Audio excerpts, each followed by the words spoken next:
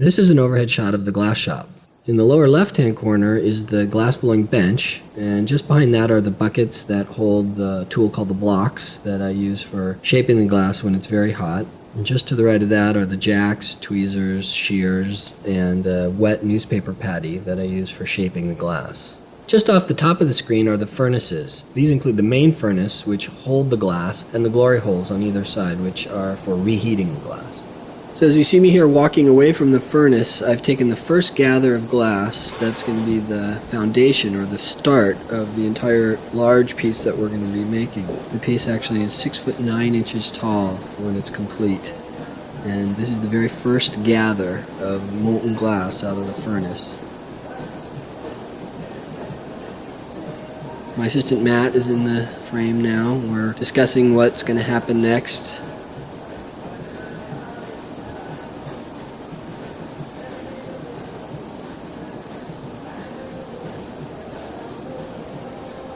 Tell us about the beginning steps in creating one of your sculptures.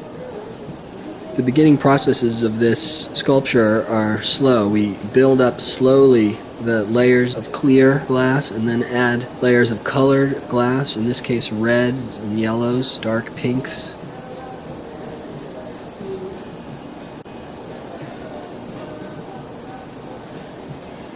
You see here I've just come back from the furnace with a second gather of glass. I'm forming it with wooden blocks. That's the name of the tool. They're made out of green cherry wood. Forming it into a round ball in the style of a paperweight, to which I'll add the colored glass that Matt, my assistant, is getting as we speak.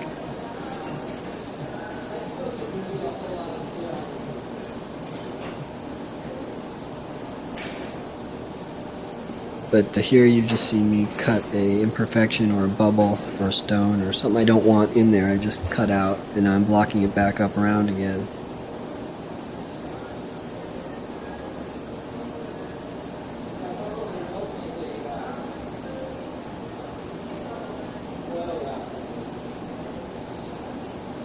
And Matt's heating the next piece of color just out of the edge of the frame.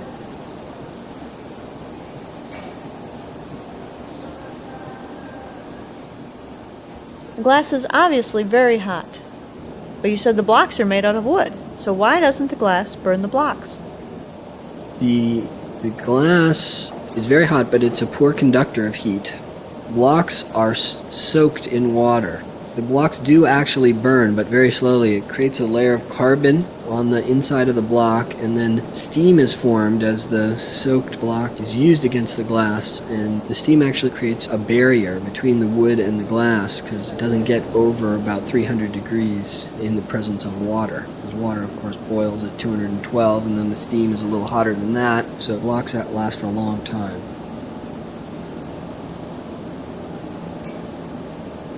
And you see, after I use them, I immediately dip them back into the bucket to stop the burning process. Blocks typically last several months to several years, depending on the intensity of the use. Now I've gathered all the clear that I'm going to use, and you can see the whole mass is hot, and it's falling when I stop turning the pipe. And I'm just letting it get cool now. That right there is 3 gathers just for the overlay, or the decorated portion of the piece.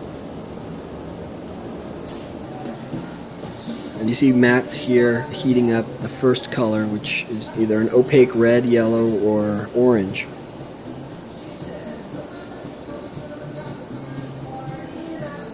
How do you prepare the colored glass? I have them lined up and organized in an oven called a garage. And Matt's heating up the color in a small glory hole to the right of the furnace. Once he's got it hot, he'll bring it over. And it takes a long time to heat these colors through.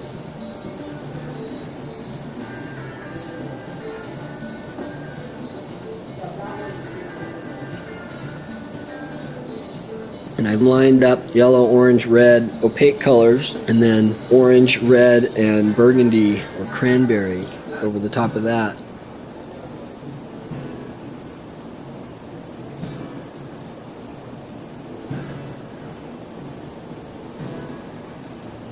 He's bringing me the first color, and I'm applying it in sort of a zigzag striped pattern that will eventually build up.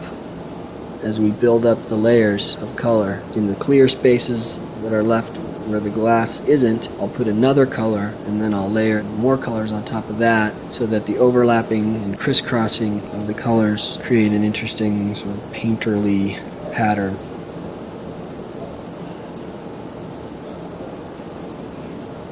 Well, how do you know what pattern to use? That's purely a design choice. This is a technique that I've worked on for years to build up a very seamless, fluid, flowing sense of color without any breaks. Reminds me of Joe Cariotti. But those colors look all bumped up and separate. Do they stay bumped up, or do you somehow get them all squished in together? Well, you see here I'm heating up the first application of color in the glory hole.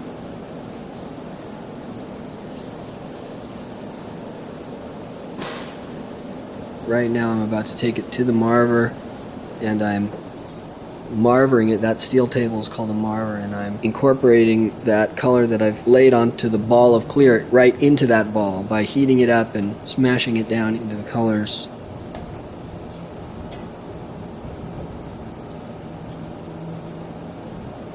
And there you see that I've now reheated it again, and it's completely incorporated smoothly into that ball. How do you know how big of a clear ball to start with? We needed a large enough amount of clear to have room for all the color that I'm putting on. I'm putting on quite a bit of color, and so if the ball was small, there wouldn't be room to make all the overlaps that I want. Do the colors blend together like wet paint, or do they stay separate? They don't blend together like paint. They will not mix in the traditional sense of the word. They layer and they add strength to one another by the layering, because the light moves through the glass, but it does not mix and paint. But with this process, that's what I was trying to do, is to get it to be more like paint and have a smooth flowing patterns. So this process, in a way, tries to be more like paint than other ways of applying color.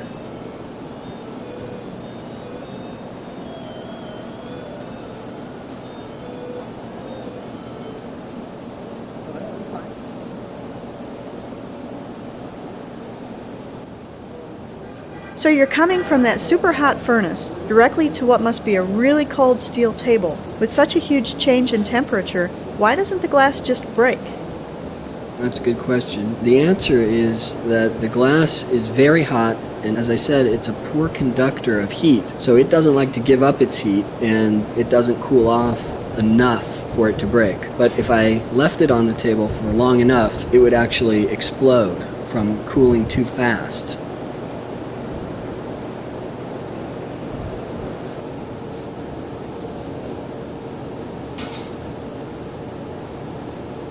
Does it matter how many colors you put on, or is it just whatever strikes you while you're doing it? Well, of course it matters how much color and how many and which colors I put on, because every color that I add to the mix makes it a little different. The more color I add, the more intense the pigmentation is. And so if I put too much on, it'll be too dark. If I put too little on, it'll be too light, or it'll be transparent in a way that I don't want it to be. So the process has been working on for many years now to get just what I want, and even though each one is a new experiment, I have a pretty good idea of how this is going to look because I've done them so many times. What tools are you using? What you see here in the shot is shears or scissors, and a pipe that I'm turning, and the punty that Matt brought the color on. Punty is solid, there's no hole through the center of it, and a pipe is, as you can imagine, hollow, and so you can blow through the end of it. In this case, I'm not going to actually be blowing through this pipe because it's a 3/4 inch diameter. It's too small for the final piece. So this is just the first half of this process, about an hour of decorating, and then this ball will be an overlay onto a larger pipe that will then gather up all the glass and blow the large piece on. You can see how hot the glass is here, and that brings it over real hot, and I allow it to flow onto the surface. And I get it down a little bit. You can see it's hot, but it won't incorporate all the way into the ball. So then I have to reheat the ball until the color that I just put on and the ball itself meld.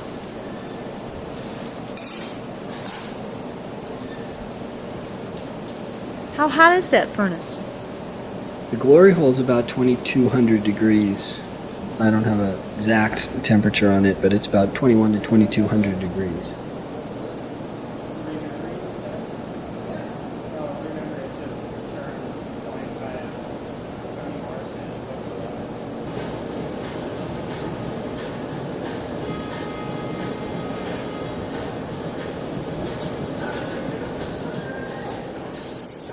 What are you spraying it with?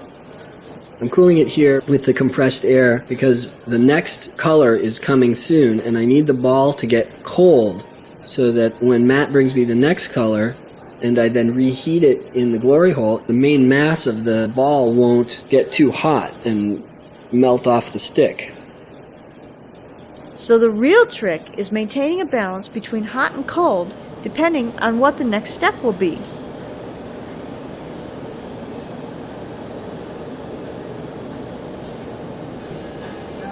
So here you see Matt preparing the next color, and he's heating it and shaping it, heating it and shaping it, and he does that over and over and over again until the glass is hot all the way through to the center so that when you put it on, it flows off the stick. And then the leftover bits there are just pretty much trash.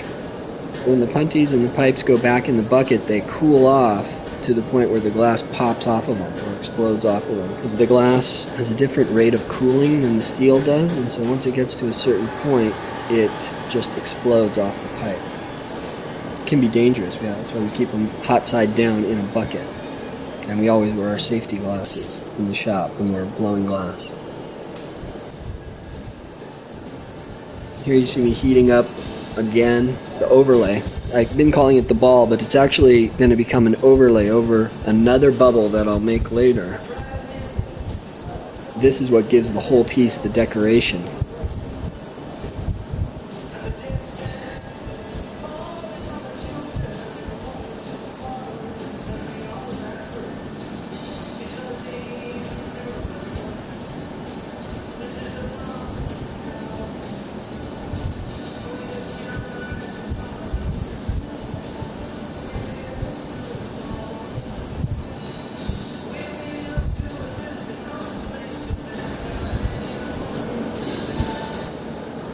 I'm adding more color. This process is fully half the time spent on these pieces, and it's a huge investment in time and color. I have to be very confident that the piece that I make after this will be worth something because I spent fully half the time, or an hour to an hour and a half, decorating this. Here you see Matt preparing what's called the punty. And it's what will attach to the bottom of the large piece that will blow. It comes almost an hour after this, but if he doesn't prepare this now, there's no time to do it later, so he knows what to do. We don't even have to tell him, he just gets it going.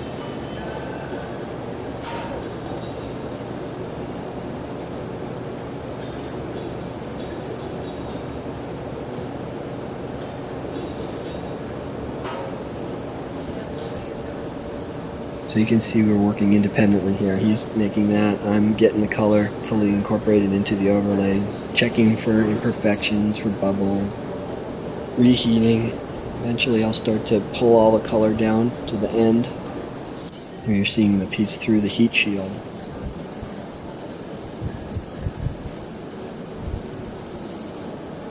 And now I've pulled some of the color off the bottom of the piece to bring all the colors together, so that they all end in a point on the bottom. And if I don't do that, I don't like the way it looks later, so by experience I know. Do you have to wear special glasses when you're blowing glass? Some glass blowers that use oxygen torches need, in fact I do use oxygen torches, but you need didymium or neodymium glasses for the soda flare, which is the bright yellow light that comes off the glass when you torch it. But I'm just using ordinary polycarbonate lenses that are impact resistant.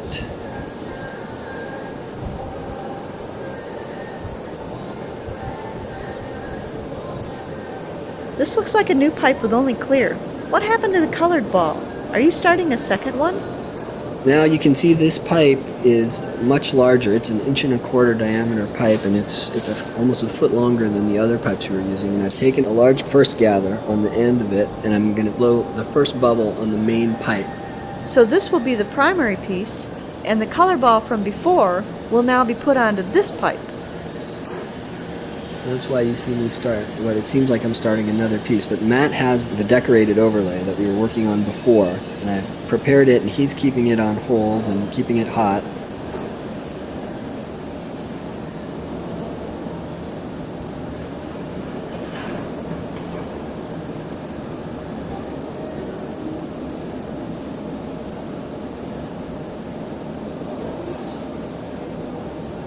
And there you can see I've just forced air into that and blown a bubble into that, and I'm making sure it's just right and round. Now I let it get cold, or Matt grabs it, and I'm going to neck in this big hot overlay that we worked on before, that Matt was heating while I was doing the other part, so that we can, as the name says, overlay it onto this bubble. And that will conclude the decorative portion of the piece and start the blowing aspect, or the shaping of the main form that we're going to make, which is my Birds of Paradise form.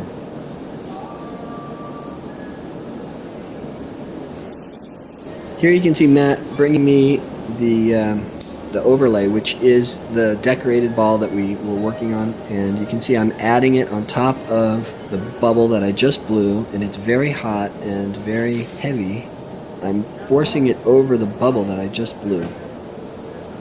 How much glass do you think you have there? I'd say it's about 5 pounds, maybe 4 or 5 pounds, but that doesn't sound that heavy, but when it's 4 or 5 pounds of 2,000 degree hot glass next to your bare hand, you get the heat and the weight.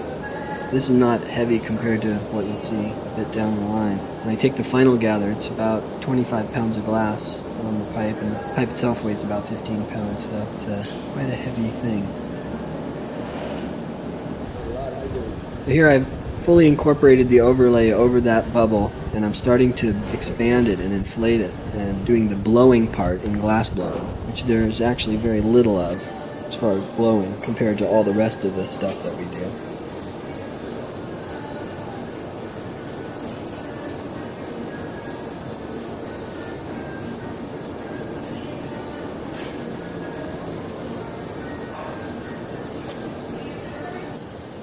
Here I've heated it up, and now Matt is blowing into the pipe, and I'm expanding it into one of the blocks that we used earlier so that I get a nice perfectly round bubble. And I've just pointed at the back end of the piece, and Matt has brought me a gather from the furnace, and I'm adding it to the pipe end so that I have enough mass back there for later. And you can see here's another gather, 2 gathers that Matt has brought me into the back of the pipe.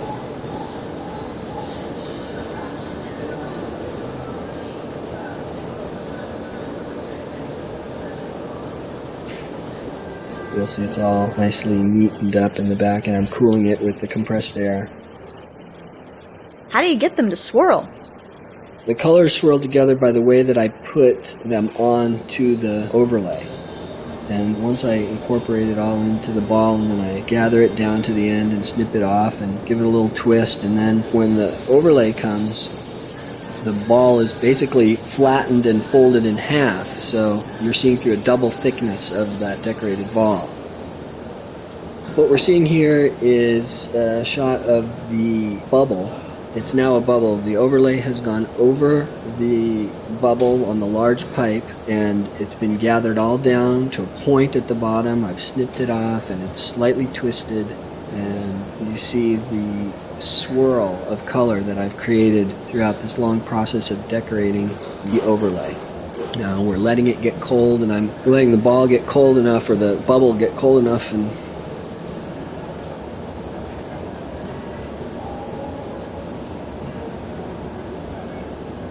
you see actually one of the gathers. I'm in the furnace, and in there is a big